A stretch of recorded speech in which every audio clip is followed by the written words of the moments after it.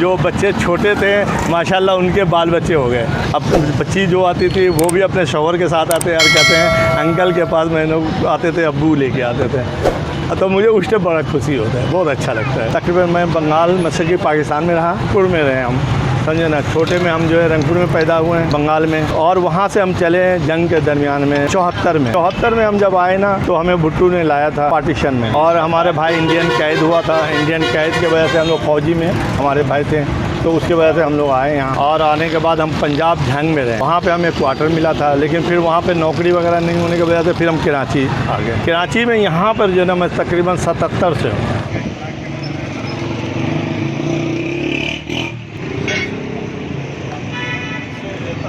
अस्सलाम वालेकुम। मैं गुलशन बिहार में तकरीबन 25 साल से ज़्यादा हो गया होगा मुझे आइसक्रीम बेचते हुए, और मेरा नाम सलाम है, और इस रेहड़ी का नाम जो है वो आदिल कुल्फ़ी के नाम से पहचाना जाता है। तो मैं यहाँ पे तकरीबन आइसक्रीम बेच रहा हूँ, 25 साल से ज़्यादा हो गया होगा, और 25 साल में मैं जो भी किया है मैं अपने बच्चों के लिए इसी से करके मैंने सब कुछ किया हूँ। बच्चों को पढ़ाया लिखाया, माशाल्लाह मुझे इससे अच्छी सेलिंग होती रही, मैं काम करता रहा, और मेरा इससे जो भी रोज़ी अच्छा रहा। अब रोज़ी ये कि उस तरह का नहीं है, हमारा रोज़ी जो है ना पहले जैसा नहीं रहा, क्योंकि उसकी वजह ये है कि अब जो है ना ज़्यादातर जो है ना लोग जो है बिरयानी इस सब की तरफ जाते हैं, आइसक्रीम की तरफ कम।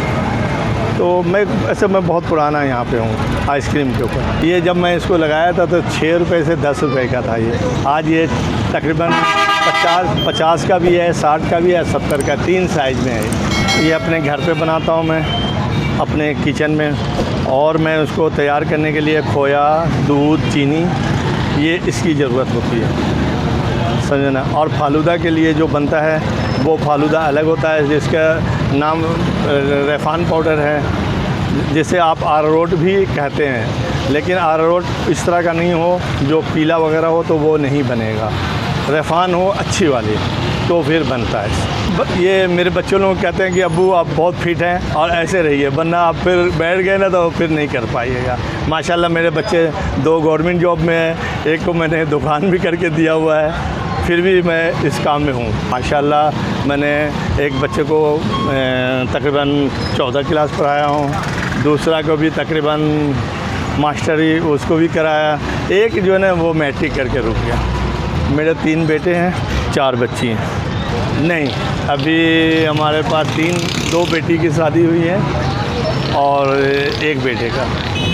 हमारे पास जो भी आना चाहे हमारे पास, तो वो भी आना चाहे तो वो गुलशन बिहार में आए, बिल्कुल मस्जिद अक्सा से बिल्कुल पहले जो है, मस्जिद अक्सा से पहले मार्केट है, मार्केट के साथ ही जो है ना मेडिकल स्टोर है, मेडिकल स्टोर के बिल्कुल साथ में मैं ये रेहड़ी लगाता हूँ, मार्केट के अंदर दाखिल होने से पास ही, और मेन रोड के बिल्कुल सर। टाइमिंग जो है ना असर के बाद से तकरीबन मैं 2 बजे तक भी रहता हूँ, लंबा टाइम, बल्कि पहले तो मैं 3:30 बजे तक रहता था, लेकिन अब जो है 2 बजे भी, कभी 1 बजे चले जाता हूँ। अब उम्र के हिसाब से कम कर दिया।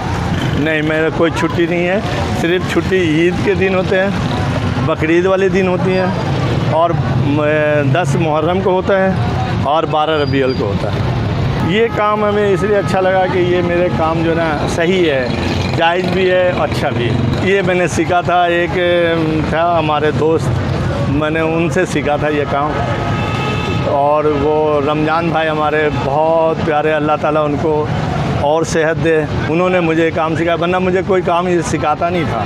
मैं कई के पास गया लेकिन मुझे सिखाया नहीं। हाँ, तो मैं तकरीबन बंगाल मशरक़ी पाकिस्तान में रहा, और मेरा मकान रंगपुर में रहे हम, समझे ना। छोटे में हम जो है रंगपुर में पैदा हुए हैं बंगाल में, और वहाँ से हम चले जंग के दरमियान में 74 में हम जब आए ना तो हमें भुट्टो ने लाया था, यानी पार्टीशन में, और हमारे भाई इंडियन कैद हुआ था। इंडियन कैद की वजह से हम लोग फौजी में हमारे भाई थे, तो उसकी वजह से हम लोग आए यहाँ, और आने के बाद हम पंजाब झंग में रहे, वहाँ पे हमें क्वार्टर मिला था, लेकिन फिर वहाँ पे नौकरी वगैरह नहीं होने की वजह से फिर हम कराची आ गए।